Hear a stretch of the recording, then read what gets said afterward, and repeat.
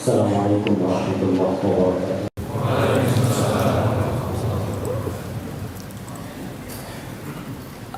Alhamdulillah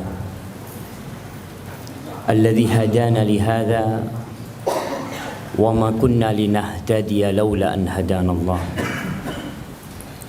Segala puji bagi Allah Jalla Jalaluh yang telah memberikan petunjuknya kepada kita, yang telah membimbing kita untuk mengetahui kebenaran dan mengamalkannya. Segala puji bagi Allah Jalla Jalaluh yang diantara banyak hamba-hambanya hadir di rumahnya memakmurkan rumah-rumah Allah. Allahumma salli wa sallim wa zid wa barik wa an'im ala sayyidina wa maulana Muhammadin wa ala alihi wa ashabihi ajma'in. Ya Allah, semoga salawatmu, semoga salam, berkah dan nikmatmu senantiasa engkau curahkan untuk hamba kekasihmu, untuk baginda Nabi kita Muhammad sallallahu alaihi wasallam yang diutus sebagai rahmatan lil alamin, yang kita sebagai umatnya hendaklah benar-benar menunjukkan kepada alam semesta ini kalau kita adalah orang-orang yang mencintai kedamaian, yang cinta dengan kasih sayang, yang ingin bumi ini dipenuhi dengan warna-warna yang cerah, yang menyebabkan umat manusia dapat beribadah kepada Allah dengan cara yang baik dan benar. Semoga salawat itu bersambung untuk keluarga Nabi kita, untuk istri-istri beliau, untuk Khadijah, untuk Aisyah, untuk Hafsah, dan untuk seluruh ummahatul mukminin, dan juga untuk keluarga Nabi, untuk putra putri beliau dan anak cucu beliau, serta para sahabat Nabi yang semoga Allah meridhain kita bersama mereka. Amma ba'd, jamaah rahimakumullah. Tanggal berapa hari ini? 24, 23 24, 23 Masya Allah, 23 Syawal 1439 Hijriah. Beberapa hari lagi kita akan meninggalkan bulan Syawal. Sebagian di antara kita mungkin belum selesai puasa Syawalnya. Ya Ustadz, kan puasa Syawal nggak wajib. Betul. Antum nggak puasa nggak apa-apa. Tapi Allah Jalla Jalaluh memberikan kehormatan buat orang-orang yang berpuasa di bulan Syawal. Apa kata Nabi alaihi salatu wassalam? Man shoma Ramadan thumma atba'ahu sittan min Syawal. Barang siapa yang berpuasa di bulan Ramadan, kemudian dia ikuti dengan 6 hari di bulan Syawal, faka'annama shamat dahr, seakan-akan dia puasa setahun penuh wajib, bukan sunnah.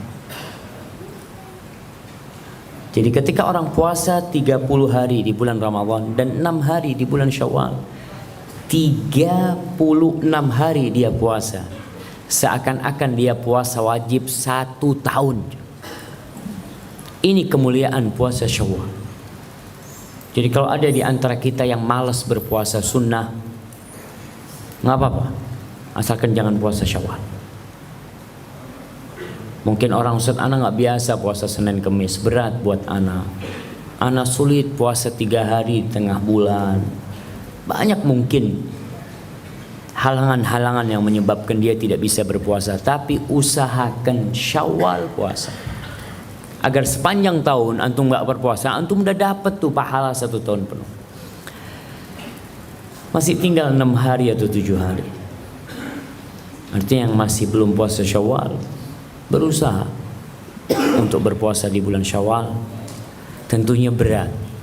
Yang puasa di awal Syawal itu masih ringan, disebabkan aroma Ramadan masih ada. Antum kadang kala nggak minum, nggak makan karena berasa anak pikir masih puasa. Tapi setelah berlalu 23 hari biasanya agak berat bagi hamba untuk berpuasa.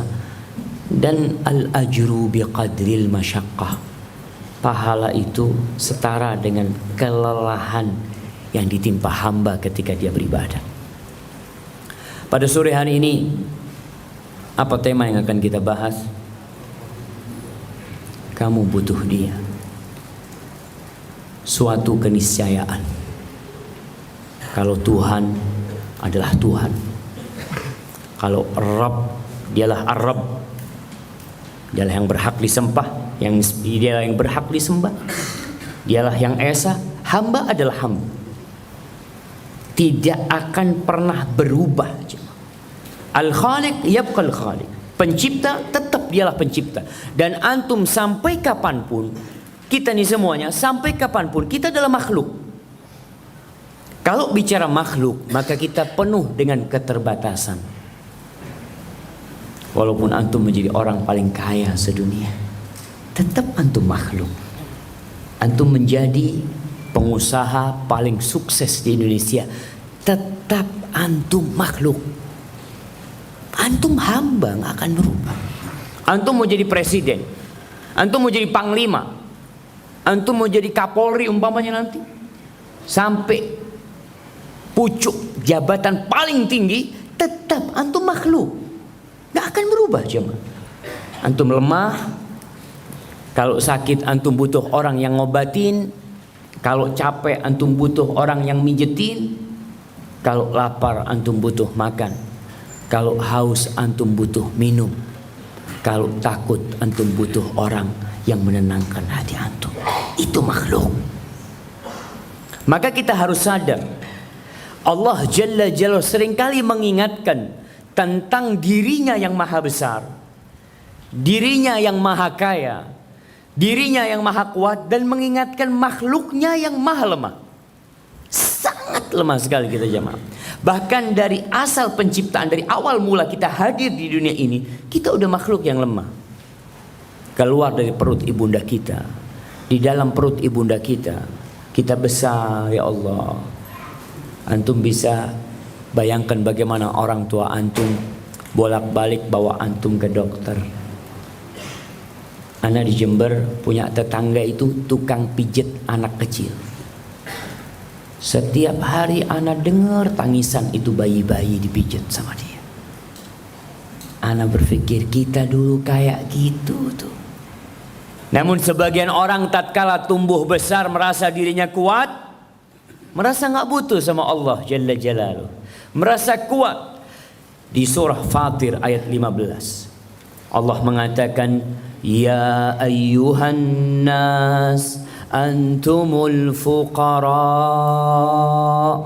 ilallah wallahu huwal ghaniyul hamid. Allah mengatakan, wahai umat manusia semuanya, mau yang badannya tegap gegah perkasa, mau yang memiliki perusahaan paling besar di Indonesia, bahkan di dunia, antumul fuqara ilallah. Kalian semuanya fakir kepada Allah. Kalian semuanya butuh pada Allah.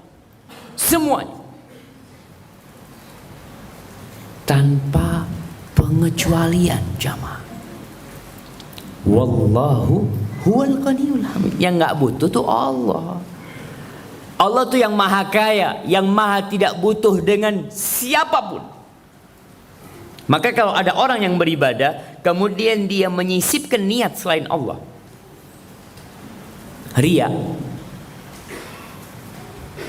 jamaah, ngapain berdiri di situ? Nggak ada tempat duduk. Kayaknya sebelah sini banyak tempat kosong nih jamaah. Dan masuk ke sebelah kiri. Yang nggak dapat tempat, sebelah kiri banyak tempat kosong. Cuma memang ada orang-orang yang zalim nutup jalan di sana. Iya, dibuka jalannya jemaah buat yang baru datang. Nah, fadhal jemaah.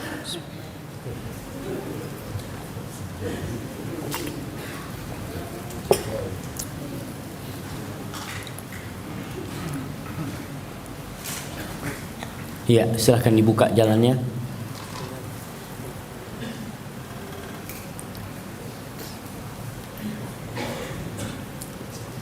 Di atas banyak tempat kosong. Oh ada, cuma nggak kelihatan ustadznya. Jadi pada nggak mau. Nah, silahkan, masih kosong jemaah, masih bisa diisi.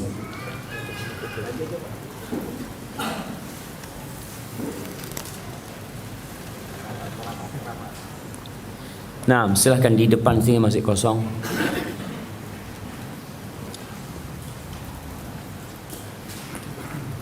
Nah, jemaah rahimakumullah. Seorang yang beribadah kemudian dia menyisipkan selain Allah, menyisipkan nafsu dia, menyisipkan keinginan dipuji dan disanjung oleh orang, oleh manusia. Apa kata Allah dalam sebuah hadis qudsi? Ana aghna syuraka 'ani syirk. Man 'amila amalan asyraka fihi ma'i ghairi taraktuhu wa syirka. Aku adalah yang tidak paling, aku adalah Rabb yang paling tidak butuh dengan sekutu. Maka barang siapa yang beramal satu amalan, kemudian dia sisipkan selain aku di dalam amalan tersebut, aku tinggalkan dia dengan siapa yang aku disisipkan dengannya. Allah nggak butuh jemaah. Subhanallah. Dalam sebuah hadis qudsi yang lainnya Allah mengatakan, ya ibadi, kullukum dhal illa man hadaitu. Wahai hamba-hambaku, kalian semua itu tersesat kecuali orang yang aku kasih petunjuk. Fastahduni ahdikum. Maka kalian mohonlah petunjuk kepadaku, aku kasih. Ketika antum merasa butuh sama Allah, antum minta sama Allah, Allah kasih. Jamaah rahimakumullah, kita butuh sama Allah dalam semua urusan. Dalam urusan agama dan dalam urusan dunia. Dalam urusan agama, sebagian di antara kita susah berzikir, susah bersyukur, susah beribadah, berat buat dia. Minta sama Allah, Allahumma a'inni ala dzikrika wa syukrika wa husni ibadatik. Minta. Antum butuh sama Allah. Dengar azan, berat hati ini mau ke masjid, minta tolong sama Allah. Terkadang ada kondisi-kondisi yang menyebabkan kita ingin berbuat dosa. Dorongan syahwat untuk melakukan dosa itu kuat banget. Apa yang harus kita lakukan? Minta tolong sama Allah. Allahumma ati nafsi taqwaha wa zakkiha anta khairu man zakkaha anta waliyuha wa maulaha.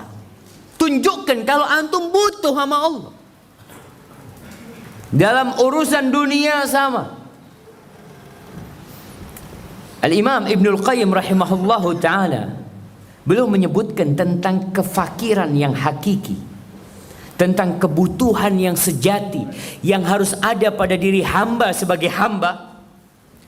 Dia mengatakan, an la takuna li nafsika wa la yakunu laha minka syai'.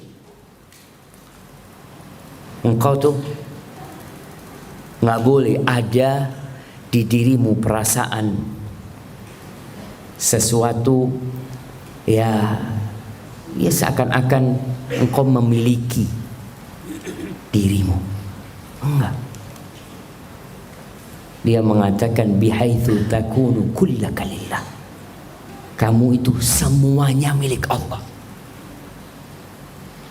Kita nggak punya apa-apa cuma. Ketika kita mendengar ada orang terkena musibah atau kita kena musibah, apa yang kita ucapkan? Inna lillah. Kita ini milik Allah. Gak ada, aku gak punya apa-apa. Tapi sebagian orang yang merasa memiliki sesuatu, tatkala itu dia jadi sombong, merasa nggak butuh sama Allah. Maka antum bisa lihat orang ketika punya masalah ada di soft pertama. Orang ketika ada kesulitan dalam hidupnya, sepertiga malam akhir dia bangun. Kenapa? Ketika itu dia merasa hanya Allah yang bisa bantu anak. Nggak ada. Wa idza kunta li nafsika fathamma milkun wastighna'un munafil lil faqr. Tapi kalau ada pada dirimu, engkau merasa memiliki dirimu, merasa berhak dengan dirimu, maka pada waktu itu ada perasaan tidak butuh sama Allah, dan itu bertentangan dengan fuqara ilallah. Jamaah rahimakumullah, sejatinya kita dalam setiap saat, setiap detik, kita tuh butuh sama Allah. Maka engkau harus menyaksikan di dirimu setiap zarrah yang ada pada tubuh kita atau yang ada dalam jiwa kita, semuanya adalah kefakiran kepada pencipta kita. Antum mungkin berangkat ke sini bawa mobil, pulang kadang-kala mobilnya udah nggak ada, motornya udah hilang, karena sejatinya antum nggak punya apa-apa dalam kehidupan ini. Buktinya antum datang telanjang, dalam kondisi belum disunat, nggak punya apa-apa, antum keluar sama kos kaki nggak antum bawa. Ada yang mati ngomong sama anaknya, nak, bapak ini suka sama kos kaki ini, nak, nanti kalau mati pakein, nak, ya. Kira-kira sama anaknya dipakein kos kaki nggak? Pak, nggak boleh, pak. Selesai. Engkau akan sendirian kembali di alam kubur sebagaimana engkau sendirian di perut ibundamu. Ketika dibangkitkan dari kuburnya menuju ke padang mahsyar, telanjang, nggak bawa apa-apa. Bahkan kau kembali seperti waktu bayi belum disunat. Ya'tin nas yaumal qiyamah hufatan uratan ghurlan. Manusia datang pada hari kiamat dalam kondisi nggak beralas kaki, kakinya menyentuh tanah. Ana mau tanya, ketika antum berangkat dari rumah antum ke masjid ini dalam kondisi tidak beralas kaki, gimana perasaan antum? Antum malu dilihat orang. Kemudian bagaimana perasaan orang yang melihat antum datang nggak pakai sandal? Kira-kira dia ngomong apa? Ntar pulang bawa sandal orang, mungkin dia. Karena orang ini butuh nih, orang ini terbukti dia nggak pakai sandal. Bagaimana kalau dia datang dalam kondisi telanjang? Semuanya akan kesian sama nih orang. Ya Allah, miskin orang ini. Bagaimana kalau antum yang datang dalam kondisi telanjang?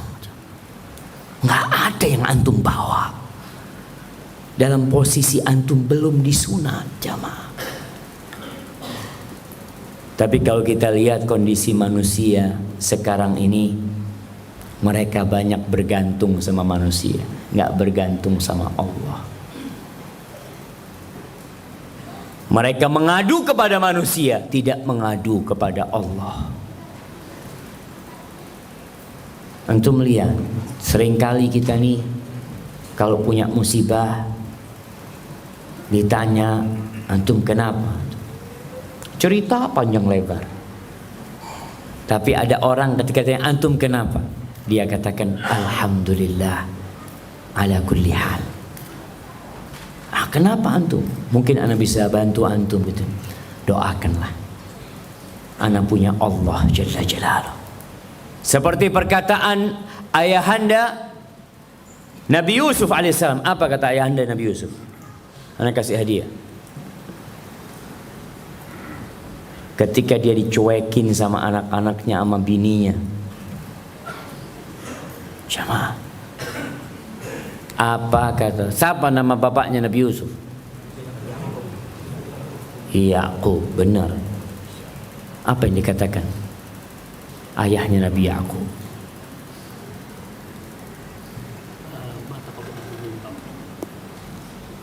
Mata kodaman sepertinggalku dengan siapa engkau? Enggak, ketika Nabi Yusuf hilang, ketika Benyamin juga nggak pulang, ketika kakaknya yang paling besar juga nggak pulang,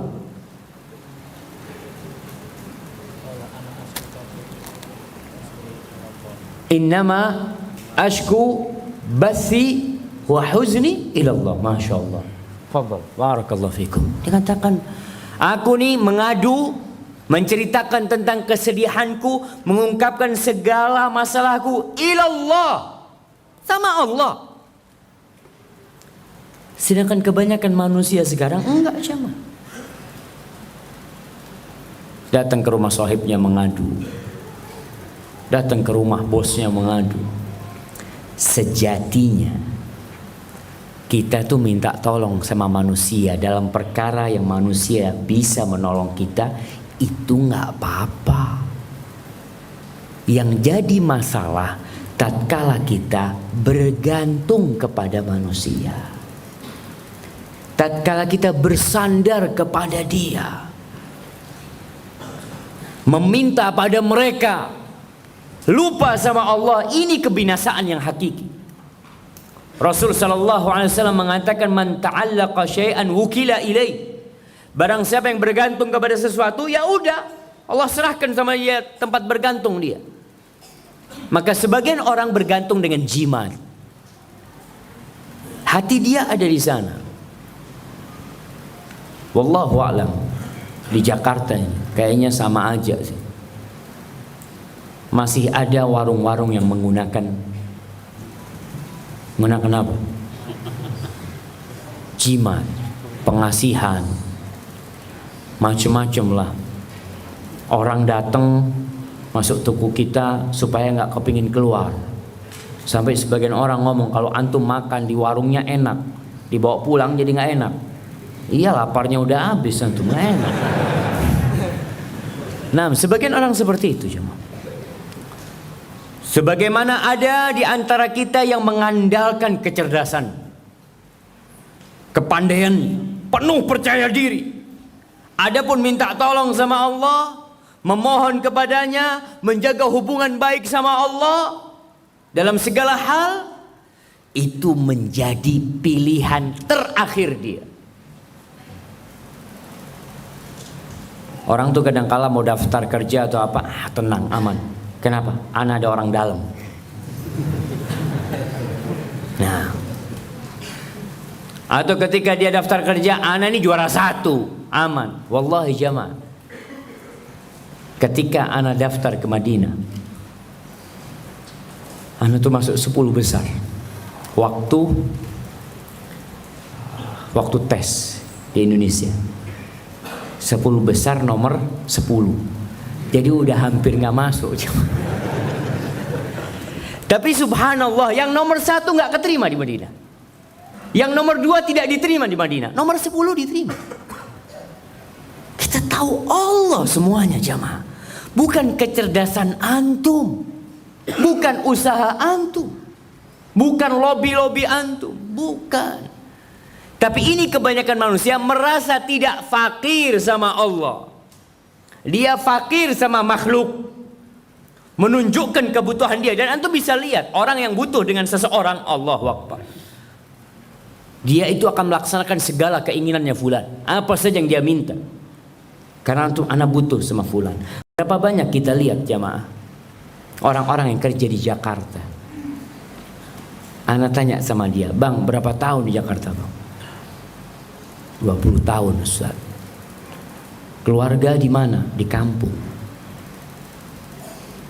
Terus abang betah di Jakarta? Bukan betah Ustaz, butuh, bukan betah. Ini yang harus ada pada diri kita. Kita ini butuh sama Allah. Makanya jadikan sholat kita itu kebutuhan, bukan kewajiban. Memang itu kewajiban yang Allah wajibkan buat kita, tapi jadikan buat kita, ana butuh sama sholat. Ketika mendengarkan azan, hati itu langsung, ya Allah, dengar lagi aku asmamu ya Allah. Disebutkan Allahu Akbar, Allahu Akbar. Jamaah, ada kelezatan yang tak tergambarkan dalam perasaan butuh kepada Allah. Antum akan merasakan lezat tatkala bisa bersimpuh lemah, menunjukkan kepada Allah kalau antum hina. Antum menyeru nama-nama Allah, memanggil asmanya yang indah, menunduk dengan penuh kehinaan di hadapan kemuliaan dan keagungan Allah. Antum minta sama Allah.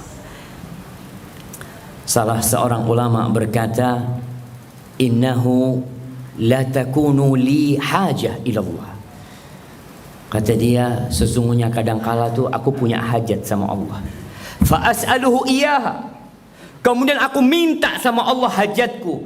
Fa yuftah alayya min munajatihi wa ma'rifatih. Ketika itu Allah bukakan buat aku. Aku bisa bermunajat. Aku bisa mengenal Allah pada waktu itu. Aku bisa menunjukkan kehinaanku. Aku benar-benar fakir di hadapan Allah. Ketika itu aku ingin hajatku tidak diselesaikan sama Allah. Aku ingin jangan sampai bab doaku ini ditutup sama Allah. Antum bisa merasakan nyaman minta sama Allah, jamaah. Soalnya kalau hajatnya sudah selesai, nggak lagi antum minta sama Allah. Selesai. Makanya antum lihat orang-orang yang di saf pertama, antum perhatikan, kayaknya nih orang-orang butuh sama Allah. Kalau kebutuhannya sudah diselesaikan sama Allah, di saf kedua, nanti usahanya dibesarkan sama Allah, saf ketiga, buka cabang, masbuk. Itu jamaah. Kenapa? Karena antum sudah merasa nggak butuh lagi sama Allah. Antum udah bisa hidup sendiri merasa. Makanya Allah katakan innal insana la yatgha ar-ra'ahu istaghna. Manusia itu benar-benar melampaui batas kapan? Ketika merasa dirinya nggak butuh. Makanya sebagian orang itu diuji dengan kemiskinan, sukses. Tapi sebagian diuji dengan kesuksesan, malah dia gagal. Sama. Maka antum milih mana aja? Milih susah tapi terus dekat sama Allah, atau milih senang tapi terus dekat sama Allah? Oh, yang kedua lah Ustaz. Antum maunya semua kayak gitu aja. Tapi ada orang-orang yang nggak bisa, coba. Nggak bisa. Maka antum syukuri kondisi antum. Nikmati hidup ini. Ya kayaknya anak memang harus seperti ini terus, supaya anak dekat sama Allah. Jamaah, kita semua dalam kehidupan ini sejatinya sedang menuju Allah. Semuanya, yang kecil, yang besar, yang laki, yang perempuan, yang pejabat, yang rakyat biasa, itu semua sedang menuju Allah Jalla Jalaluh. Kenapa? Karena kehidupan ini akan berakhir, cepat atau lambat. Dalam perjalanan menuju Allah itu ada yang merangkak, ada yang berjalan santai, santai aja dia. Ya nggak usah terlalu ekstrim lah dalam beragama. Ngelihat temennya ke masjid biasa-biasa aja lah. Mau Jumatan, kata dia, tunggu kan belum khutbah kedua. Ada seperti itu. Ada orang yang santai, sama dia kata, iya ana menuju Allah. Emangnya cuma antum yang mau masuk surga? Sama, ana mau masuk surga. Cuma ana mau masuk surga santai. Ada kayak gitu jemaah.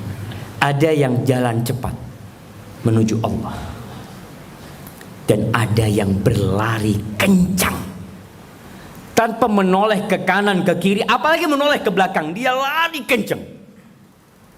Kenapa? Kalau dia noleh, dia ketangkep sama setan-setan yang ada. Dia ikut firman Allah, fafirru ilallah. Aku menuju Allah, lari. Ada orang yang lari tapi lewat jalan yang salah, akhirnya nggak nyampe-nyampe. muter-muter ya. Ada orang yang jalan cepat tapi motong jalannya. Ketemu sama fulan, Masya Allah. Ini dibutuhkan ilmu jamaah. Makanya pernah Nabi alaihi salatu wassalam keluar dari rumahnya, dia ketemu sama Zainab sedang berzikir habis subuh tuh. Terus agak siang Nabi pulang, lihat Zainab masih berzikir. Lalu Nabi alaihi salatu wassalam menyebutkan bahwa aku telah mengamalkan sebuah amalan yang aku baca 3 kali, yang itu sama dengan apa yang kau baca tadi, bahkan lebih baik. Apa amalan itu? Nah, nggak dengar, berdiri antum biar dengar kita.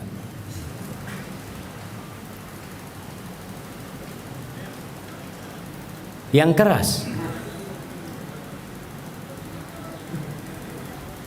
Antum dengar jemaah? Yang keras lah. Yang keras.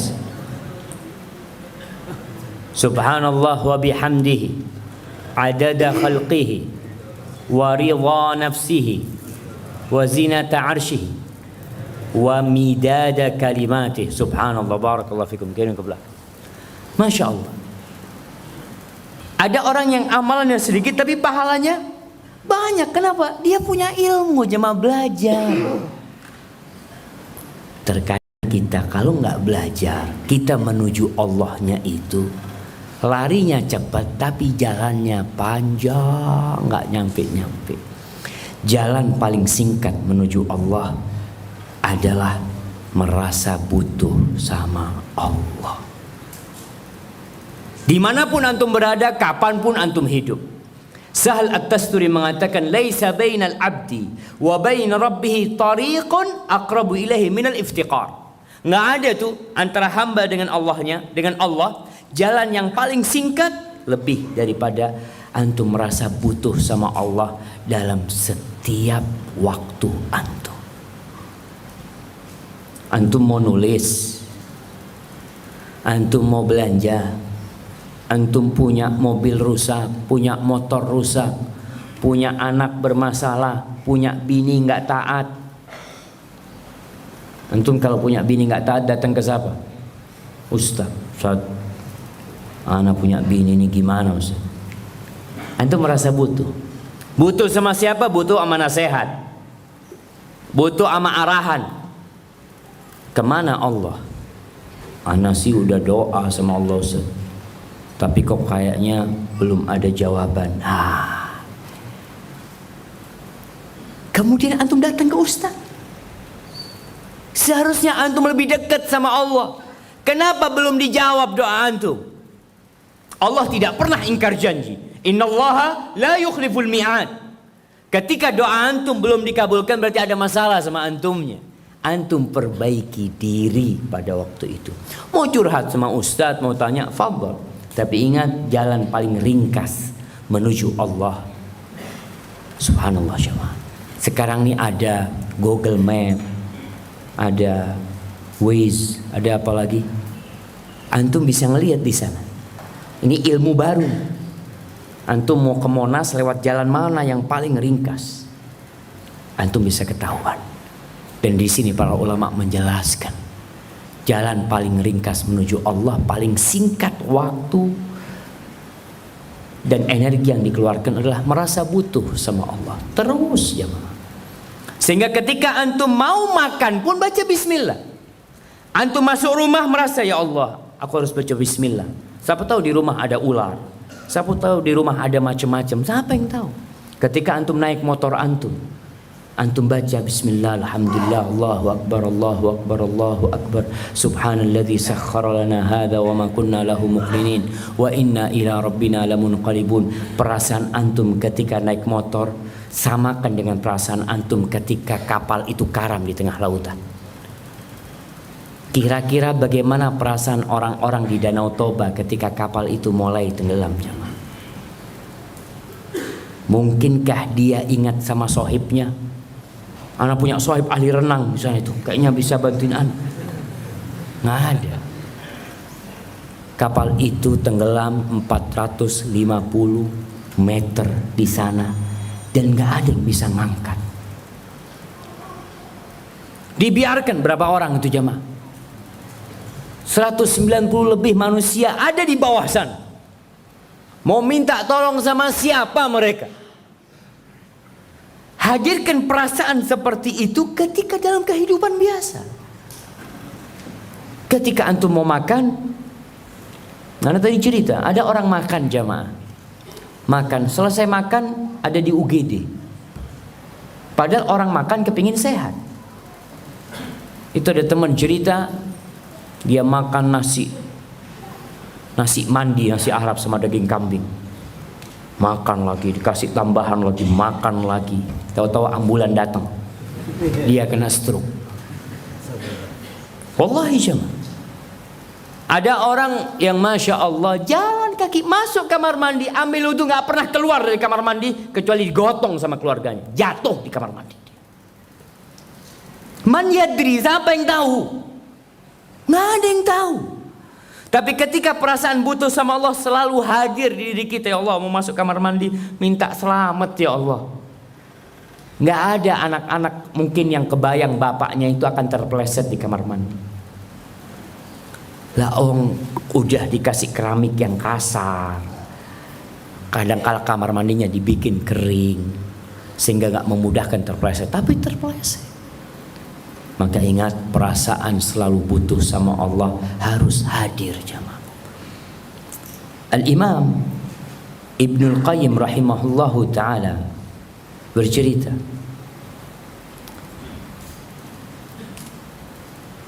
tentang bagaimana seorang ketika punya masalah, ketika dia mendapatkan dirinya sedang dalam kesulitan, maka dia datang istighfar sama Allah. Dia tahu dengan kelemahan dirinya, dia tahu dengan kebesaran dan keagungan Allah, terus istighfar. Dia cerita nih, gurunya istighfar, ada pintu-pintu yang tertutup, terus dia istighfar, minta sama Allah sampai dibukakan pintu itu. Jangan berhenti. Orang yang akan melakukan ini adalah orang yang merasa butuh sama Allah.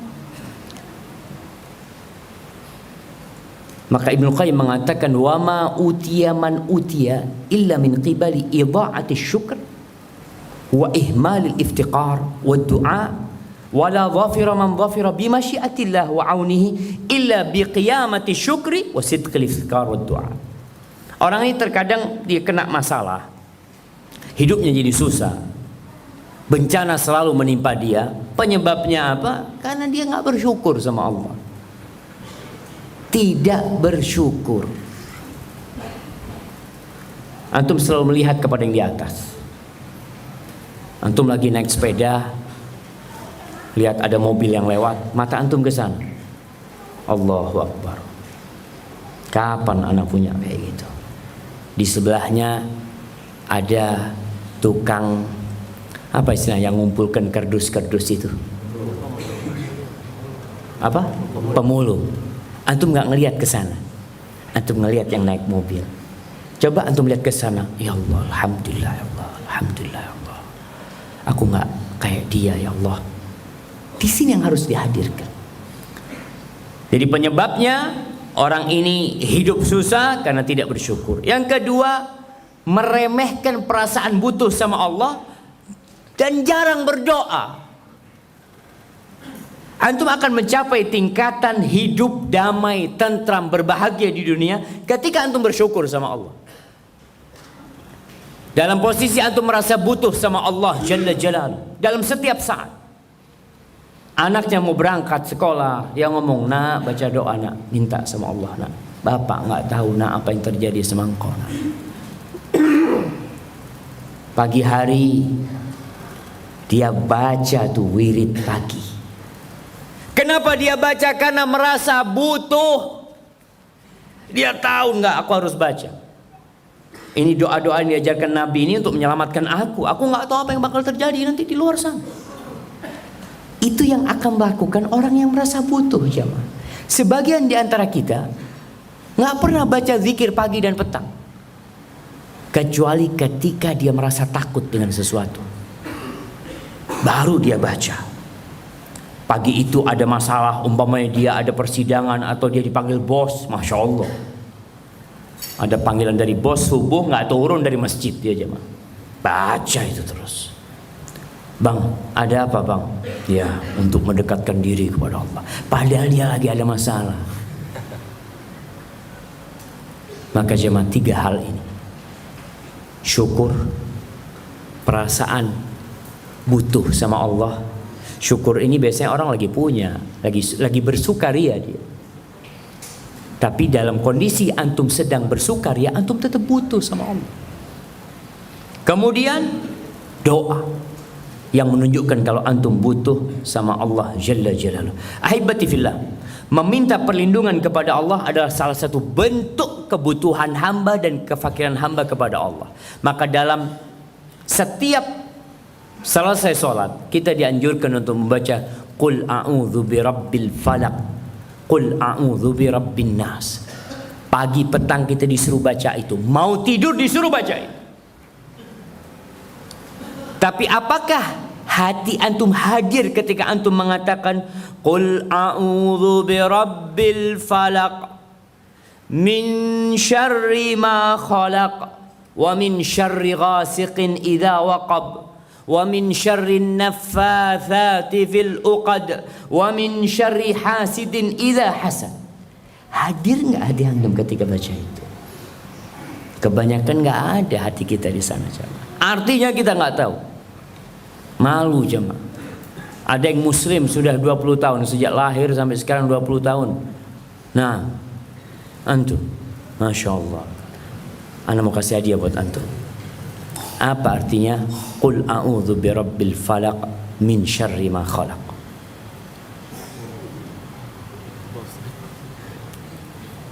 Gak tahu? Lupa ya, kondisinya lagi tegang jemaah. Nah antum,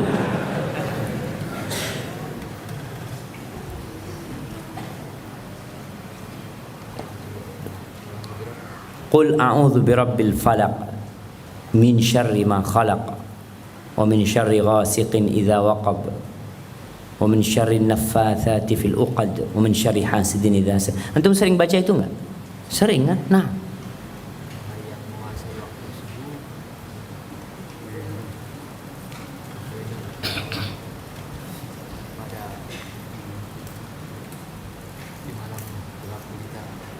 Nah, wahai yang menguasai, bukan, katakan aku berlindung kepada Rabb yang menguasai waktu subuh dari kejahatan, min syarri ma khalaq, dari kejahatan segala ciptaannya, wa min syarri ghasiqin idza waqab, kejahatan malam kalau sudah gelap gulita, wa min syarri naffatsati fil uqad,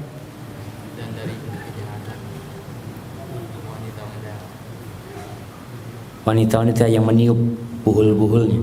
Nah, wa min syarri hasidin idza hasad,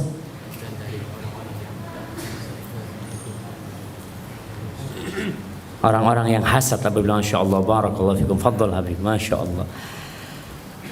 Kita tuh kadang-kadang ada, kita ini sedang minta tolong, sedang berlindung kepada Allah dari kejahatan yang ada di muka bumi ini. Kita tuh kalau ada sesuatu yang menakutkan kita telepon polisi, kita telepon ya bagian keamanan, kita telepon satpam, minta tolong ini ada seperti ini, seperti itu.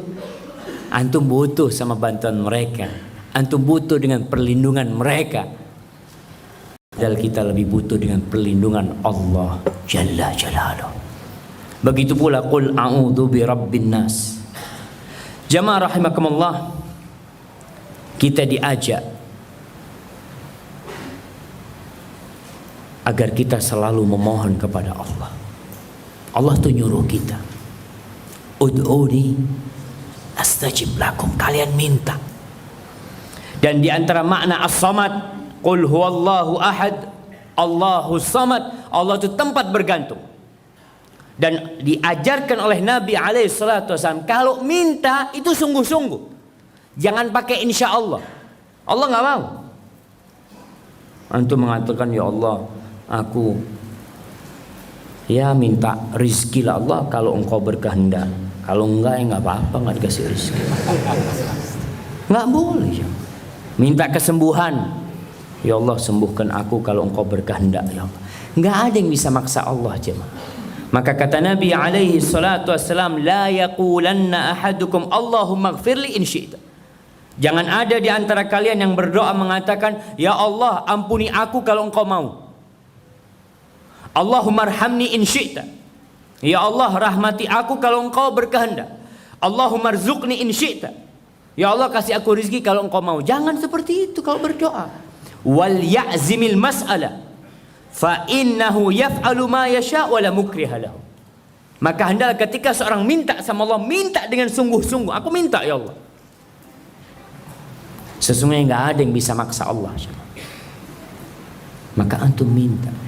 Kalau ada orang lagi mau keluar kota, semoga selamat mas ya, insya Allah. Jangan insya Allah. Semoga selamat antum. Ketika ada orang kita ingin dia dapat hidayah, semoga Allah memberikan hidayah kepada antum, insya Allah.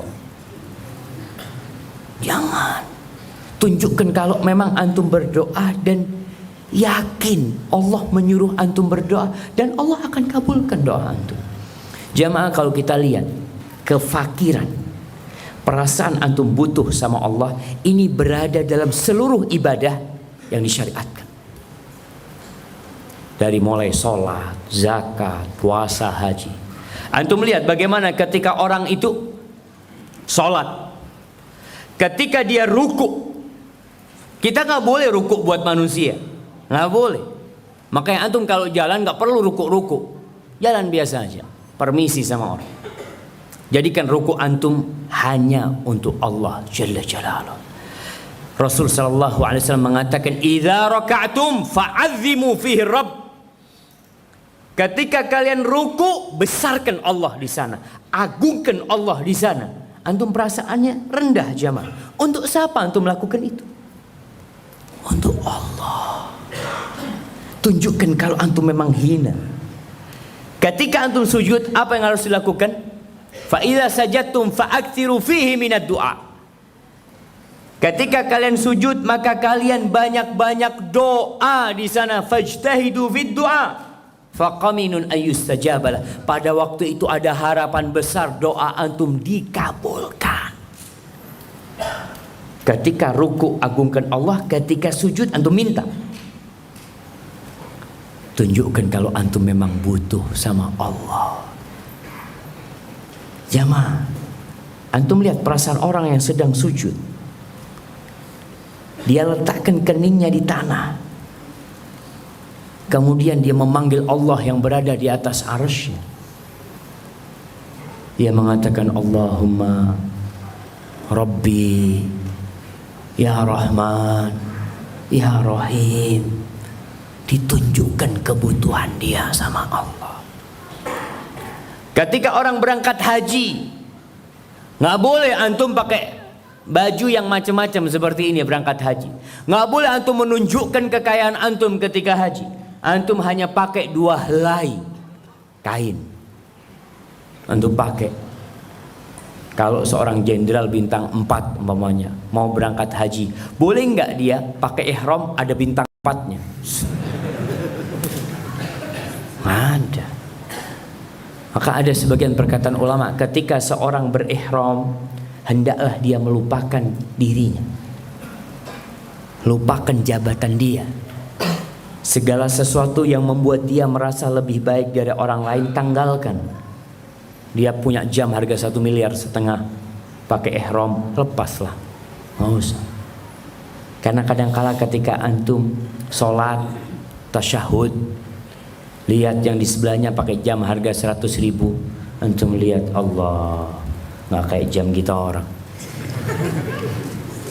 Maka jamaah, ketika antum sedekah, antum tunjukkan kenapa antum bersedekah. Ana butuh sama Allah. Allah mau kasih lebih sama ana. Allah janji kalau ana ngutangin Allah, Allah akan lipat gandakan menjadi 10 kali lipat, jadi 700 kali lipat. Ada perasaan butuh sama Allah. Ketika antum puasa, Kenapa sih antum puasa? Antum nggak makan, nggak minum. Padahal tidak ada yang melihat antum di dalam kamar. Dikunci kamar, ada air. Antum tidak minum. Antum merasa butuh sama Allah jamaah.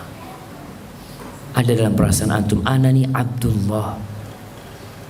Allah menciptakan aku hanya untuk mengabdi kepadanya. Semua yang aku dapatkan dalam kehidupan ini itu dari Allah Jalla Jalaluhu. Ahibati fillah, menampakkan kefakiran kepada Allah itu akan menguatkan keimanan kita. Tapi bagaimana mewujudkan rasa butuh sama Allah itu gimana caranya? Supaya kita senantiasa merasa butuh sama Allah. Yang pertama, cara menampakkan atau menghadirkan perasaan butuh sama Allah adalah mengetahui kebesaran Allah Jalla Jalaluhu. Mengenal kekuasaan dan kekuatan Allah Jalla Jalaluhu. Dalam kehidupan dunia ini, kita kalau tahu fulan nih omongannya didengar. Pada waktu itu perasaan kita, oh siap, anak akan ke rumahnya fulan. Karena antum tahu posisinya fulan ini, kalau ngomong A, semua akan mengatakan A. Di perusahaan itu kalau fulan mengatakan diterima, maka akan diterima. Orang yang mengetahui posisi seorang hamba seperti itu posisinya, dia akan datang ke tempatnya dia, bawa oleh-oleh ya. Assalamualaikum bang, ada oleh-oleh bang sedikit. Padahal antum lagi butuh sama dia. Dia nggak butuh sama oleh-oleh antum. Dia bisa beli itu yang antum beli 100 kali lipat. Tapi antum bawa oleh-oleh itu ingin menunjukkan kalau antum butuh sama dia. Maka kita perlu mengenal Allah jemaah lewat asma'ullah al-husna, lewat sifat-sifat Allah yang mulia. Antum lihat bagaimana kehebatan Allah. Itu Nabi SAW sering diingatkan sama Allah. Allah mengatakan, alam tara kaifa fa'ala rabbuka bi ashabil fil. Alam yaj'al kaidahum fi tadlil wa arsala alaihim tayran ababil. Itu kekuatan Allah. Allah kirim burung kecil jemaah, bawa batu yang kecil-kecil, dilemparkan kepada pasukan Abraha, leleh mereka jemaah. Kakeknya Nabi alaihi salatu wassalam, Abdul Muttalib, sebelum Abraha itu masuk ke Mekah, Abraha sempat menyita 200 ekor onta milik Abdul Muttalib. Akhirnya Abraha menahan onta-onta itu di luar kota Mekah. Abdul Muttalib datang. Ketika Abdul Muttalib datang, Abraha melihat kewibawaan Abdul Muttalib. Dia merasa nggak enak. Akhirnya disuruh duduk di sebelah. Sampai berdiri Abraha. Dia disuruh duduk di sebelahnya.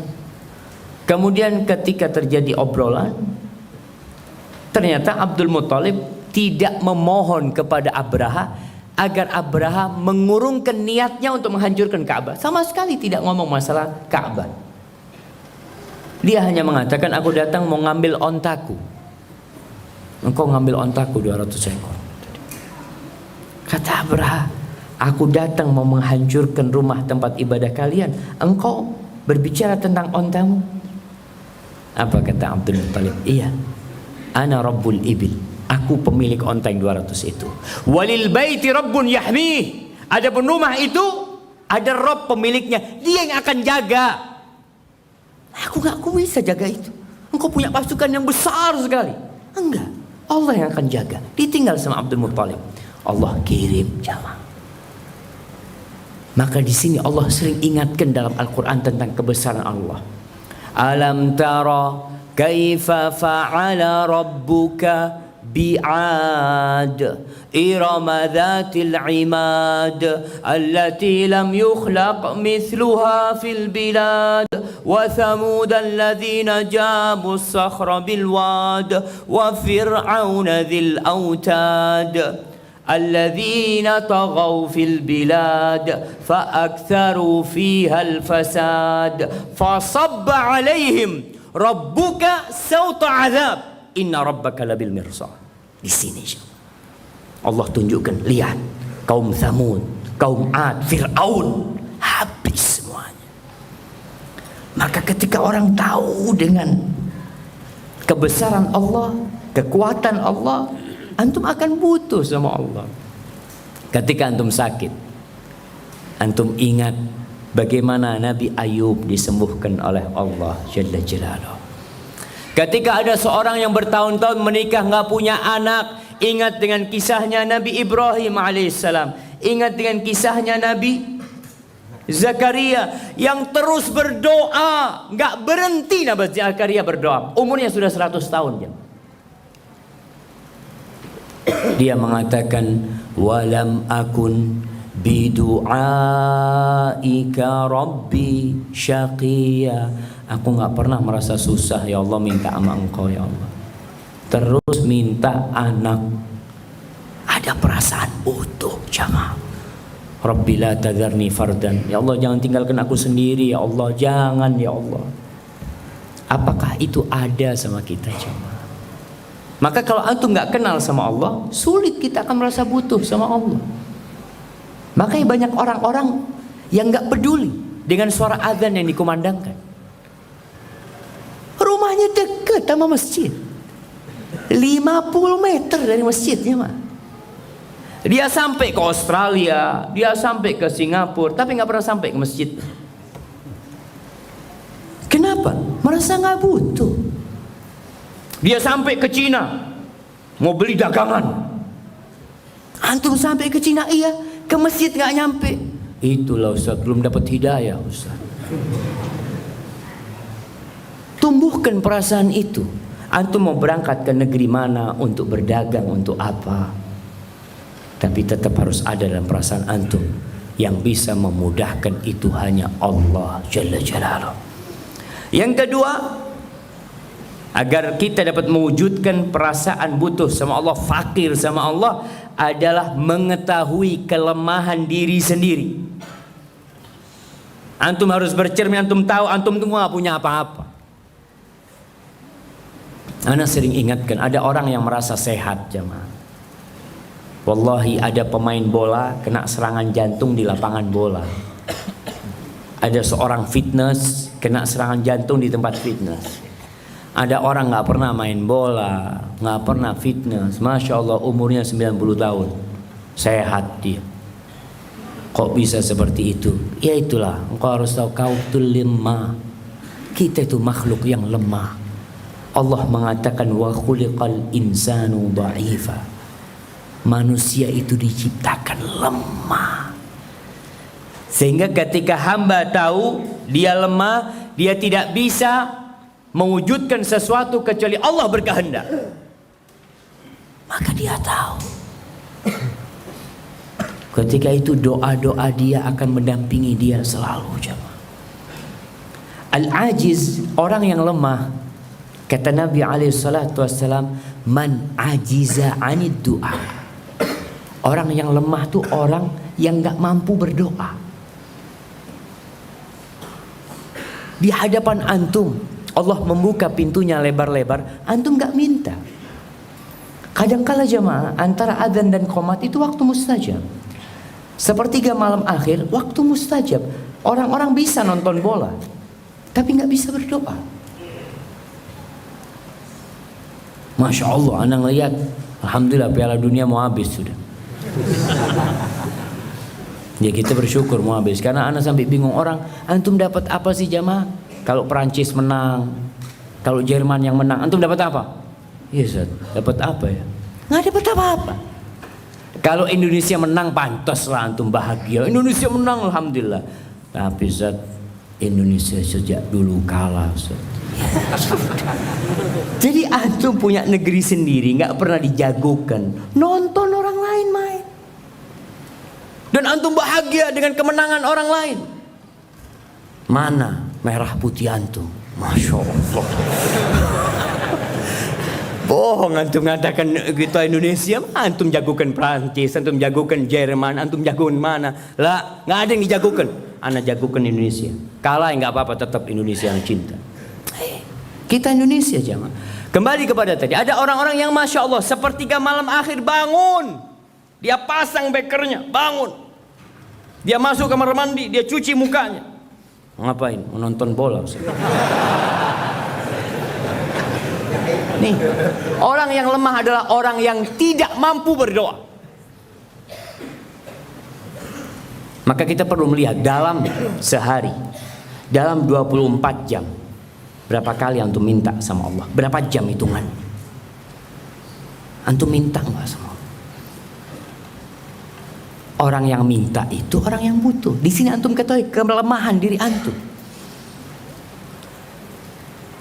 Tanda-tanda orang yang butuh sama Allah itu dua hal tadi, agar kita dapat mewujudkan perasaan fakir sama Allah. Yang pertama apa? Mengenal kebesaran Allah, mengenal kekuatan dan kekuasaan Allah. Yang kedua, mengetahui kelemahan diri antum. Biasanya yang kedua ini, kalau antum ke dokter, dokter ngomong, "Pak, bapak ini kena penyakit yang langka." Langsung perasaan antum cek. Dokter mengatakan belum ada obatnya. Ketika itu antum ngomong, "Ya Allah," ingat antum sama Allah. Baik, adapun tanda-tanda seorang itu butuh sama Allah, yang pertama adalah dia merendahkan diri kepada Allah dengan penuh cinta. Merendahkan diri kepada Allah dengan penuh cinta.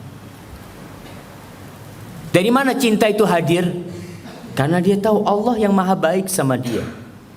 Dari mana kerendahan itu bisa datang? Karena dia tahu Allah itu maha kuasa, maha besar. Kalau Allah marah dan murka, habis. Allah kalau murka jamaah, dunia ini pernah tenggelam jamaah. Yang selamat hanya yang ada di kapalnya Nabi Nuh alaihissalam. Kalau kita melihat sekarang banyak bencana di negeri kita, kapal-kapal yang karam, gunung meletus, banjir bandang. Kemudian kita lihat di Eropa atau di mana yang mereka terkena panas yang begitu dahsyatnya, banyak yang mati. Allah jamaah. Di sini tanda orang itu butuh sama Allah, dia berada di puncak menghambakan diri kepada Allah, merendahkan dirinya dengan penuh cinta sama Allah. Yang kedua, bergantung dengan Allah dan dengan segala yang dicintai Allah. Bergantung sama Allah dan dengan semua yang dicintai Allah. Allah cinta sodakoh, antum jadi suka sodakoh. Kenapa antum sodakoh? Ya biar Allah melihat anak sodakoh, kemudian Allah sayang sama anak. Ada orang yang seperti itu. Dia bangun masjid. Kenapa antum bangun masjid? Iya, anak ini banyak dosanya sama Allah. Mudah-mudahan Allah melihat kemudian mengampuni dosa-dosa anak. Jadi bergantung dengan amalan-amalan tersebut, nggak bisa terpisahkan. Di antara 7 golongan yang akan mendapatkan naungan dari Allah. Baik, siapa yang menyebutkan? 7 golongan yang akan mendapatkan naungan dari Allah. Jamaah sebelah kanan. Nah, fadhal. Imam yang adil. Pemuda yang hatinya bergantung. Pemuda, kalau orang tua tergantung ke masjid nggak masuk. Pemuda yang tumbuh besar beribadah kepada Allah, itu pemuda. Nah, yang ketiga,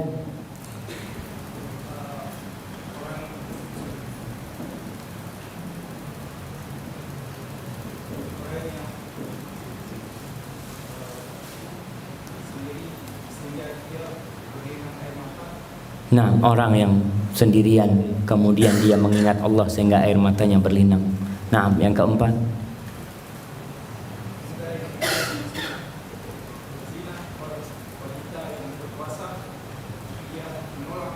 nah, yang diajak berzina oleh wanita yang cantik, yang memiliki jabatan, lalu dia menolak, mengatakan inni akhafullah. Yang kelima, lelaki yang hatinya bergantung ke masjid. Nah, kemudian yang keenam, Dua orang yang saling mencintai karena Allah dan berbisa sama Allah. Terus yang ketujuh jemaah, dan orang yang bersedekah kemudian dia sembunyikan sedekah. Masya Allah, fadl jemaah. Siapa yang jawab jemaah? Arwan sama Ana antum. Taib. Rasul sallallahu alaihi wasallam mengatakan wa rajulun qalbuhu mu'allaqun bil masajid. Seorang lelaki yang hatinya bergantung sama masjid, bergantung. Seperti apa? Seperti apa? Para ulama menjelaskan, masya Allah. Di sini ada contoh jemaah. Kal qanadil. Ini lampu gantung. Antum bisa lihat hatinya lelaki itu seperti ini ada di masjid. Kemana dia pergi hatinya di sini.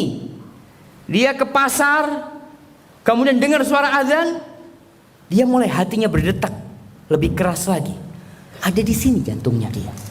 Dia kembali ke masjid. Ketika dia masuk masjid, tenang dia jemaah. Maka tanda orang ini butuh sama Allah, dia bergantung sama Allah dan dengan amalan-amalan yang dicintai sama Allah Jalla Jalaluhu.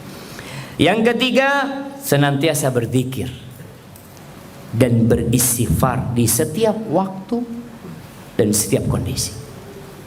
Maka ya Rasul sallallahu alaihi wasallam kata Aisyah, kana yadhkurullah fi kulli ahwali. Beliau alaihi salatu wasallam mengingat Allah dalam setiap waktunya, setiap kondisi. Beliau sedang tidur mengingat Allah, duduk mengingat Allah, berdiri mengingat Allah sallallahu alaihi wasallam. Masalah istighfar beliau jangan ditanya. Beliau mengatakan, inni la astaghfirullah fi kulli yawmin 70 marrah. Aku setiap hari beristighfar 70 kali, kata Nabi SAW. Seorang sahabat menghitung, Nabi mengatakan, Rabbighfirli wa tub alayya innaka antat tawwabul ghafur, 100 marrah, 100 kali. Itu sekali duduk Nabi SAW. Kita bertahan berapa lama istighfar jemaah? Berapa lama antum? Paling lama istighfar antum berapa lama? Waktu yang paling mulia untuk istighfar kapan? Di waktu sahur. Allah mengatakan wabil ashari hum yastaghfirun. Di waktu sahur mereka istighfar. Antum habis sholat malam, selesai antum witir, duduk istighfar sampai subuh.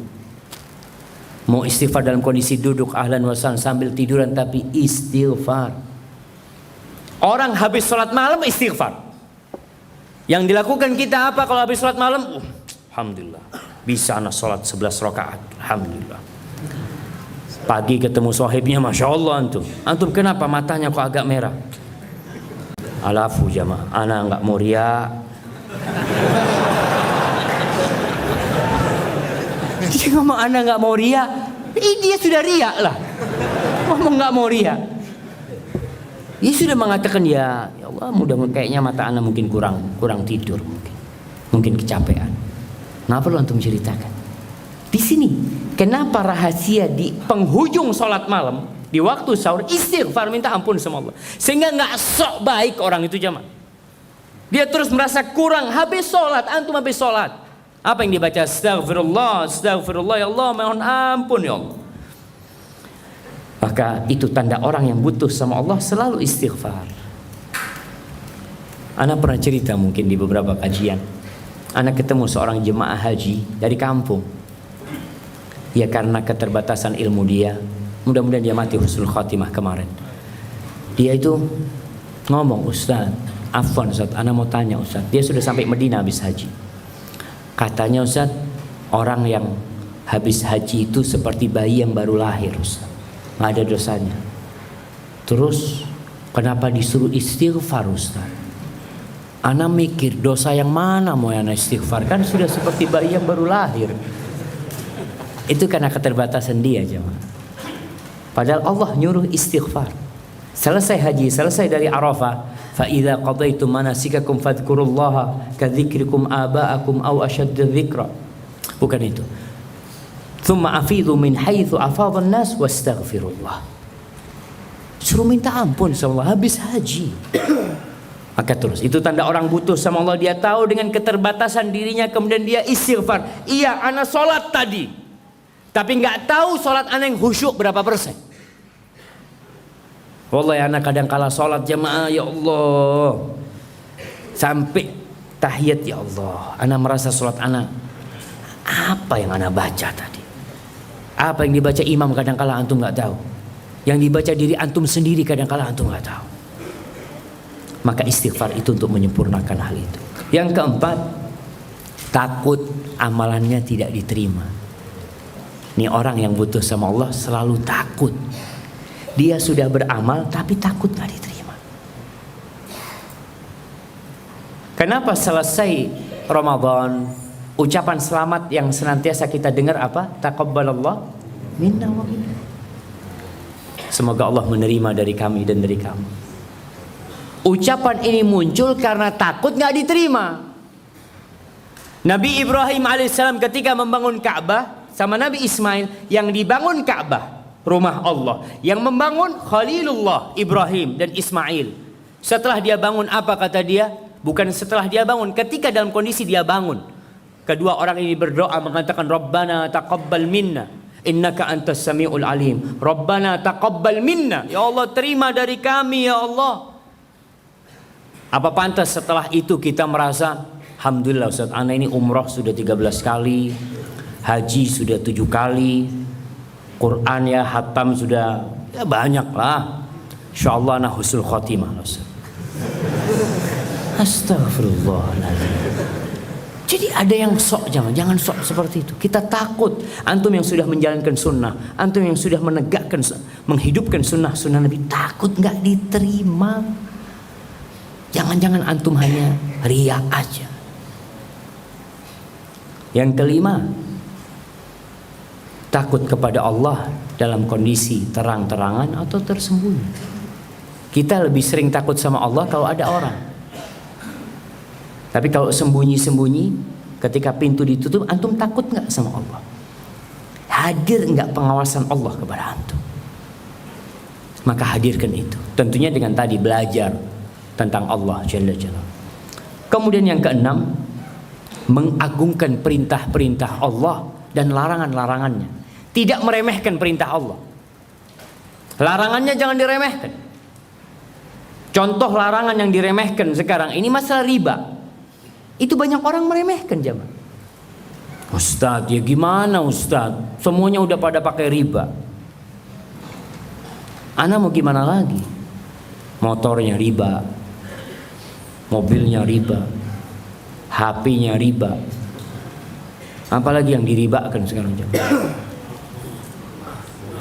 Abayanya riba. Wallahu a'lam. Ada sistem-sistem. Allah itu mengumumkan perang kepada pelaku riba, lalu antum merasa remeh. Allah mengatakan, ya ayyuhalladzina amanu taqullah wa dharu ma baqiya minar riba in kuntum mu'minin. Wahai orang-orang yang beriman, bertakwalah kalian kepada Allah. Tinggalkan, Allah yang nyuruh tinggalkan. Tinggalkan sisa-sisa riba kalau kalian beriman. Bayangkan jemaah, dikaitkan dengan keimanan kita. Antum mukmin enggak? Kalau mukmin tinggalkan. Fa in lam taf'alu, kalau kalian tidak meninggalkan, maka itu diumumkan buat kalian perang sama Allah dan Rasul. Orang merasa remeh, kerja di tempat riba tiap hari berangkat, ya Allah jemaah. Ana pernah dikasih cek sama seseorang di bank konvensional. Ana bawa ke bank konvensional itu, ana serahkan, lalu ana nunggu di sana. Ana nunggu itu, ya Allah, ini tempat yang paling dimurkai sama Allah ini ya. Gimana kita ada di tempat ini? Antum hadirkan. Itu tempat yang dimurkai Allah, bukan malah santai ketawa-ketawa di sana. Di sini ketika orang nggak butuh sama Allah, dia butuh sama fulus tuh. Dia butuh. Antum lebih butuh sama Allah daripada sama fulus itu. Allah, antum dikasih duit 10 miliar, lalu Allah ambil yang namanya ginjal antum. Berapa antum membayar? Ada orang yang sakit dari Jember, sakit dibawa ke Singapura, berobat 10 hari. Ana tanya sama temennya, habis berapa bang 10 hari? Ya Ustaz, sampai sekarang Dua pekan, bukan 10 hari, afwan. 2 pekan. Kata dia sampai sekarang habis 10 miliar. Ada di ranjang di atas tempat tidur. Jadi kalau bicara butuh, kita butuh sama Allah aja. Maka agungkan perintah Allah, agungkan larangannya. Ketika antum terjebak dalam perbuatan dosa, langsung takut sama Allah. Jangan melihat kecilnya kemaksiatan yang antum lakukan, tapi lihat kepada siapa antum berbuat kemaksiatan. Perintah-perintah Allah amalkan, sami'na wa ata'na. Kebanyakan di antara kita kalau ada perintah, apa? Ya Ustaz, kan cuma sunnah Ustaz. Jangan terlalu ekstrim lah. Subhanallah. Kalau yang sunnah antum tidak mengamalkan, siapa yang bakal ngamalkan? Bukan sunnahkah ini diperintahkan untuk diamalkan? Larangan cuma makruh. Banyak seperti itu jamaah. Maka hadirkan di diri kita perasaan seperti itu, sehingga antum bisa mengecek apakah antum merasa butuh sama Allah, antum nggak butuh sama Allah. Hadza wallahu a'lam bissawab. Itu yang bisa saya sampaikan pada kesempatan kali ini. Apabila benar itu dari Allah Jalla Jalaluh, kalau ada yang salah dan kurang berkenan itu dari diri anak pribadi, Allah dan Rasul yang terbebaskan dari kesalahan itu.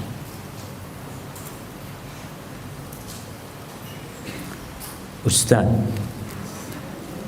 hidup saya saat ini benar-benar hampa.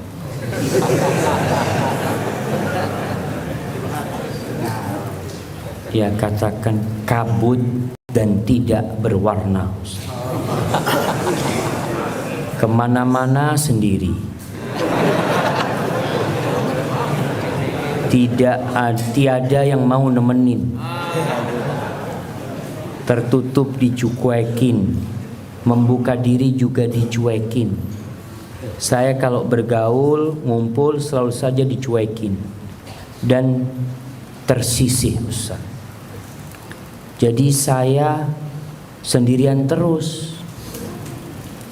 Mau dapetin cewek susah. Astagfirullahaladzim. Bersikap tegas dan berwibawa pada nggak suka. Bersikap lemah lembut pada ngeremehin. Mohon doa dan pencerahannya, Ustaz. Dan apakah saya selalu dicukai ini karena ada aura negatif yang mengganggu saya, Ustaz? Iya, ini tulisan antum nih aura negatif nih. Ketika antum merasa kondisi antum tadi seperti yang antum ceritakan, antum harus kembali kepada Allah. Jangan minta perhatian sama manusia. Jangan. Orang yang menginginkan pasangan hidup dalam kehidupan ini, tempuh jalan yang syar'i. Dikirim tuh bininya sama Allah, sama dia. Datang tuh perempuan. Tapi ketika dia mencari-cari, menampakkan kebaikan dirinya kepada orang, maka yang ada sakit hati sama orang. Dan Allah akan benci sama antum. Maka tunjukkan kebaikan antum kepada Allah. Kepada Allah. Boleh kita riak sama Allah. Antum kunci pintu kamar antum hamparkan sejadah. Ya Allah, aku mau sholat ya Allah. Tunjukkan, gak apa-apa.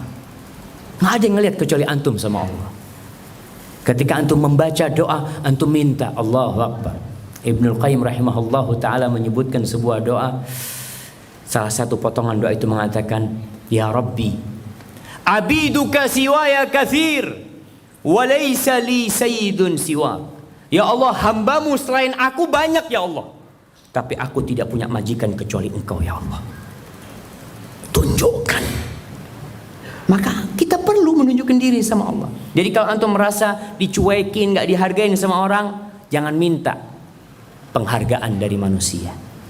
Karena sia-sia ketika antum berusaha untuk menunjukkan kebaikan diri antum, maka yang terjadi adalah apa istilah dia, aura negatif. Ya mungkin seperti itu. Maka antum udah baik sama Allah dan jaga syariat Allah. Rasulullah SAW dicuekin di kota Mekah. Bukan hanya dicuekin, dilemparin batu alaihi salatu wassalam sampai berdarah-darah Nabi alaihi salatu wassalam. Tapi beliau mengatakan, Ya Allah, kalau engkau tidak murka sama aku nggak peduli sama ucapan manusia. Yang penting Allah nggak murka sama kita. Tapi kalau antum dihargain sama manusia, tapi dicuekin sama Allah, apa guna antum hidup? Padahal Allah yang memiliki segala-galanya. Maka banyak-banyak kembali kepada Allah, istighfar, dan antum lihat nanti nikmat yang antum rasakan. Masya Allah, anak kayaknya harus minum dulu baca pertanyaan ini.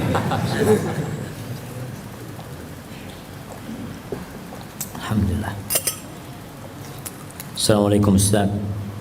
Saya punya cita-cita poligami. Status saat ini single, jamaah. Satu belum dapat, jamaah. Nah, dan rencana ingin menikah akhwat soleha, tapi orang tua melarang anak poligami. Bagaimana menyikapi, Ustaz? Antum satu kan belum dapat. Nah, jamaah, ingat poligami itu hukum yang paling kuat. Poligami itu boleh dan bukan sunnah. Boleh. Makanya sebagian ulama mengatakan, ya kalau antum cukup dengan satu, ya cukup sama satu. Nggak usah, anak kepingin menghidupkan sunnah. Ini sunnah yang bersyarat. Yang pertama, kalau antum butuh, fadhol. Tapi kalau antum nggak bisa berbuat adil, antum butuh tapi nggak bisa berbuat adil, ya cukup satu. Cukup satu. Tapi antum mau poligami, tafadhol, silahkan. Allah perbolehkan poligami tersebut. Kalau antum bisa adil, mudah-mudahan poligami antum diberkahi sama Allah. Tapi antum satu belum dapat, maka minta sama Allah istri yang soleh. Bisa jadi antum punya istri yang satu itu kayak 4 nanti. Nah, ada yang seperti itu. Tapi ada orang yang enggak, kayaknya Ustaz, anak harus mencari wanita lain. Kalau antum mampu berbuat adil, tafadhol, kita dukung. Tapi usahakan jangan sampai antum mencoreng syariat poligami. Karena ada orang-orang yang poligami akhirnya membuat akhwat yang lain jadi takut di poligami gara-gara antum. Maka hati-hati. Iya, kita berusaha jamaah, jangan sampai syariat Allah ini dipandang jelek. Jadi kalau antum punya keinginan untuk poligami, fadhol, nggak ada masalah. Tapi lihat nanti ketika antum memang membutuhkan. Yang jadi masalah, sebagian orang tuh berpikir poligami hadza zen, enak, macam-macam dia kayak gitu. Antum lihat orang yang poligami, betul ada enaknya, tapi juga susah juga dia. Tiap hari dilihat, dari mana bang? Dari sebelah. Kok murung gitu? Ya biasalah. Tapi ada orang yang sukses. Mudah-mudahan antum termasuk yang sukses, insyaallah. Ustaz, apakah jika seorang berbuat maksiat, semua amalannya terhapus? Mohon nasihat, Ustaz. Karena akhir-akhir ini iman saya sering naik turun. Wallahi jamaah, ada perbuatan-perbuatan dosa yang bisa menghapuskan amalan, ada. Tapi tidak semuanya.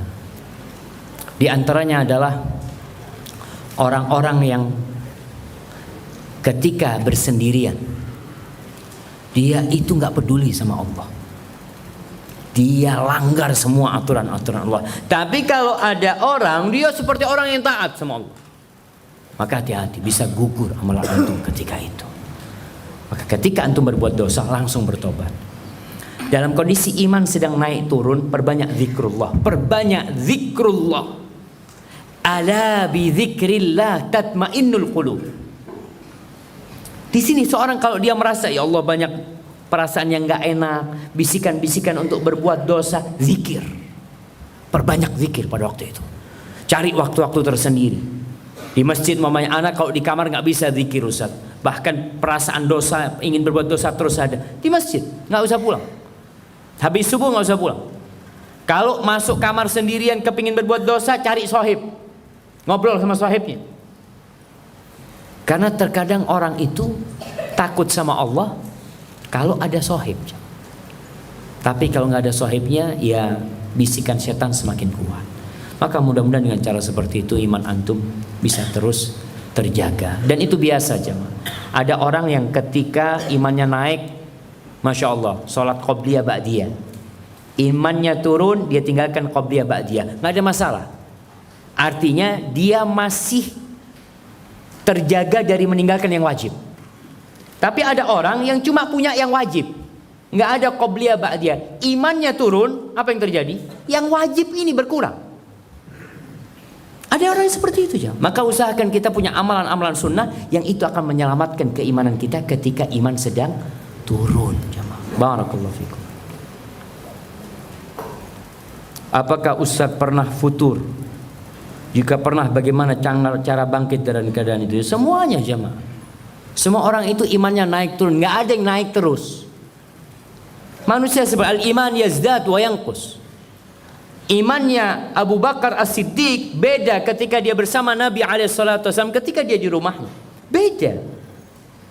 Maka bagaimana para sahabat menjaga? Ya dengan senantiasa mengecas keimanannya. Seperti baterai HP kita. Sekarang HP semakin canggih, baterainya semakin boros. Tapi itu boros kalau sering dipakai sama antum. Kalau antum nggak buka macam-macam, baterainya kuat. Bisa 2 hari mungkin, bisa 3 hari mungkin. Asalkan nggak dibuka untuk yang macam-macam. Maka kita perlu melihat kondisi hati kita ketika memang sedang perlu dicas-cas. Salah satu untuk mengecas hati itu berangkat umroh. Ada orang yang pulang umroh itu masya Allah, cuma di sana sebelum adzan dia ada di masjid. Makanya jemaah haji Indonesia itu kalau pulang dari mana? Dari Mekah, masya Allah, soleh semua cuma. Sebelum adzan di masjid berapa hari? Ya 20 hari lah, 30 hari. Habis gitu, bang, kok nggak kelihatan di masjid, bang? Ah ya itulah imannya lagi futur. Allahu Akbar.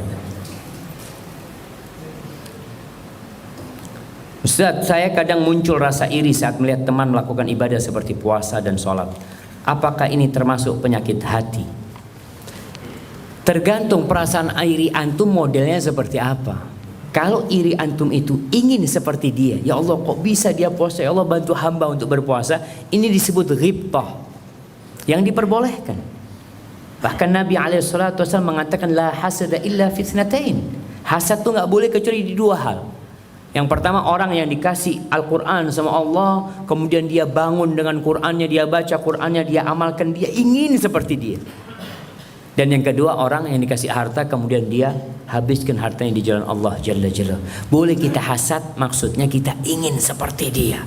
Kita ingin memiliki apa yang dia miliki.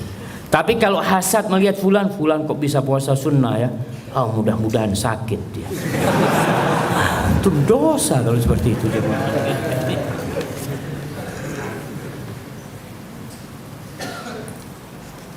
Ustaz, apa hukumnya utang bank syariah untuk menikah?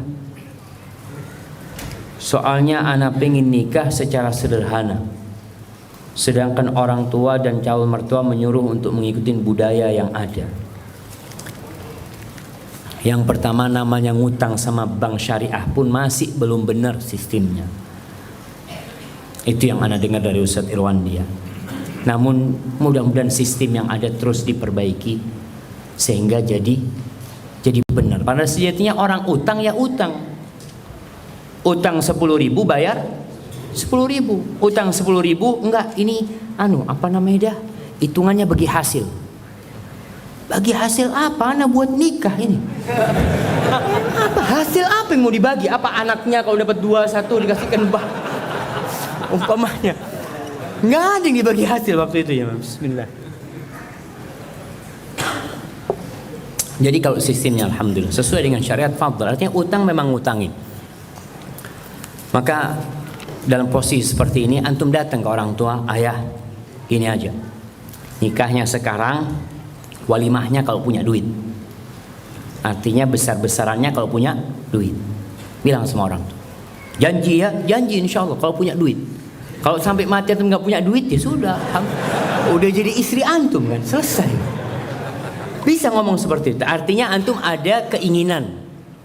Memang jamaah ini yang mempersulit pernikahan, khususnya di beberapa daerah ya. Kalau nggak salah di luar Jawa itu ada yang nikah maharnya mahal banget. Siapa yang dari Makassar di sini? Nah, udah nikah antum?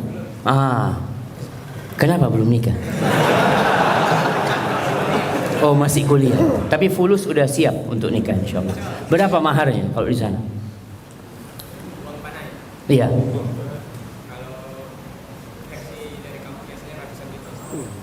Jamaah, versinya ratusan juta. Masya Allah.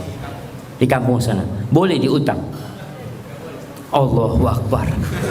Nggak boleh diutang jemaah, makanya cari di Jawa aja antum nanti. Kalau di sana ratusan juta jemaah.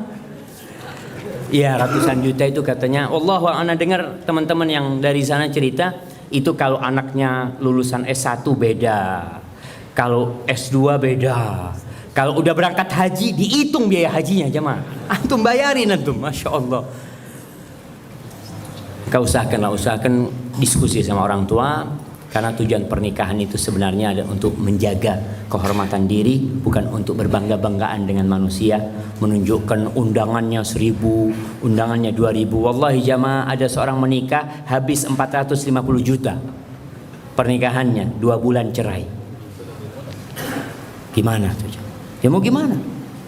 Tapi dia sudah habiskan duit itu. Ustadz, saya mudik kemarin dicurigai orang tua. Anak ikut aliran radikal karena memakai celana la isbal. Sebelum itu Ana mengutarakan ingin segera menikah. Alhamdulillah sudah ada calon. Dengan kejadian yang Ana dicurigai, Ana jadi khawatir. Orang tua malah menghambat pernikahan Ana. Mohon nasihatnya Ustaz. Antum jangan suudzon sama orang tua antum. Ini suudzon nih jemaah. Orang tua itu takut melihat perubahan di diri anak. Karena perubahan yang ada pada diri antum itu suka muncul di televisi. Ini aliran teroris. Seperti itu kan stigma yang dibikin. Teroris ini pakai jilbab hitam, pakai cadar, jenggotan, nggak isbal. Akhirnya orang tua terekam ngelihat anaknya, aduh, melok aliran opo gitu. Ikut aliran apa ini anaknya kau? Itu perasaan seperti itu ada. Maka antum perlu jelaskan sama orang tua. Tunjukkan kalau antum enggak bu, ini Nabi yang menganjurkan seperti ini. Kalau tanya ikut aliran apa, nggak ikut aliran apa-apa. Saya Islam seperti ibu lah. Cuma anak udah mulai ngaji bu. Selama ini kan anak Islamnya keturunan. Tapi sekarang anak mulai ngaji. Oh gitu. Kemudian tunjukkan kalau antum anak yang berbakti sama orang tua. Berkaitan perasaan antum takut orang tua tidak setuju dengan pernikahan antum, ya itu hanya perlu negosiasi sama orang tua. Datang ke orang tua, mudah-mudahan orang tua akhirnya memberikan izin pada antum. Assalamualaikum Ustaz. Waalaikumsalam warahmatullah. Insyaallah ana besok akan melangsungkan pernikahan. Ana mohon doanya Ustaz agar rumah tangga ana menjadi keluarga sakinah, mawaddah warahmah dan dikaruniai anak-anak yang banyak yang akan menjadi generasi Rabbani. Semoga kami segera diberikan momongan Ustaz. Masya Allah. Tiana doakan semuanya juga jamaah. Semoga yang belum menikah segera menikah. Yang mau menikah mudah-mudahan pernikahannya diberkahi oleh Allah Jalla Jalaluhu. Masya Allah. Tolong dibaca. Tolong dibaca jemaah. Semoga kita bisa berjumpa dengan Rasulullah sallallahu alaihi wasallam. Amin jemaah, mudah-mudahan.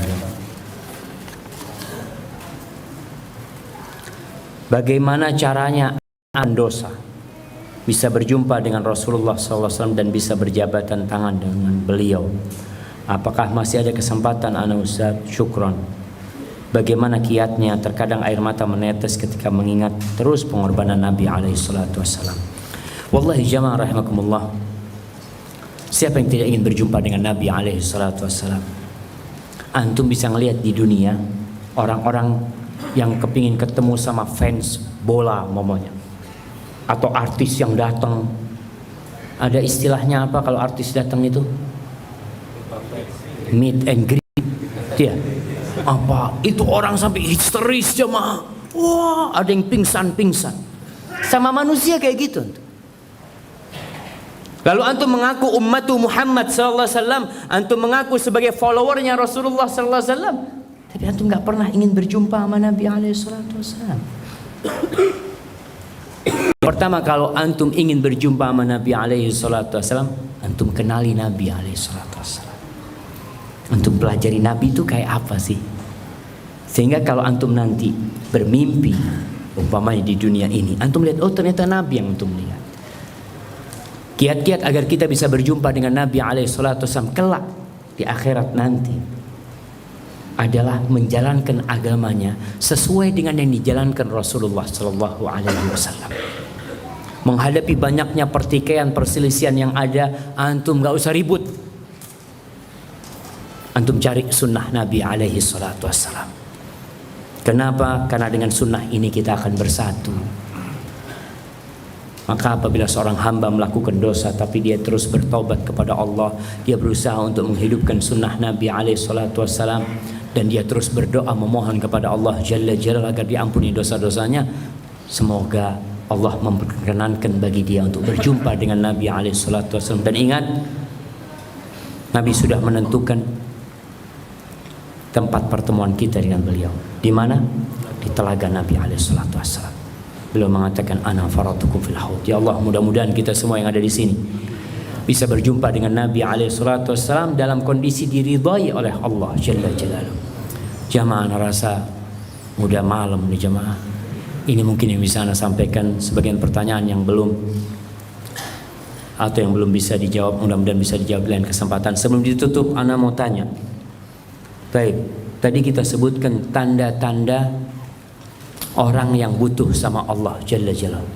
Masya Allah, antum ada mic-nya jamaah. Tolong dikasihkan kepada ya. Nah.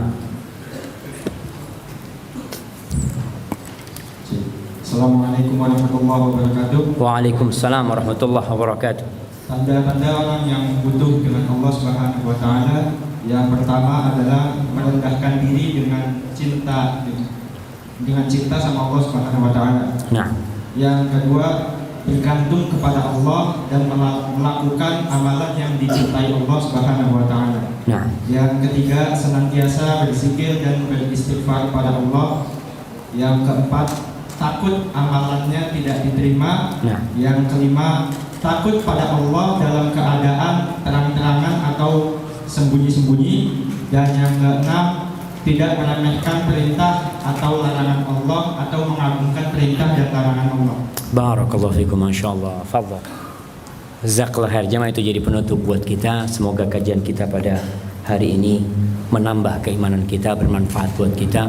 Subhanakallahumma wa bihamdika asyhadu an la ilaha illa anta astaghfiruka wa atubu ilaik. Assalamualaikum warahmatullahi wabarakatuh.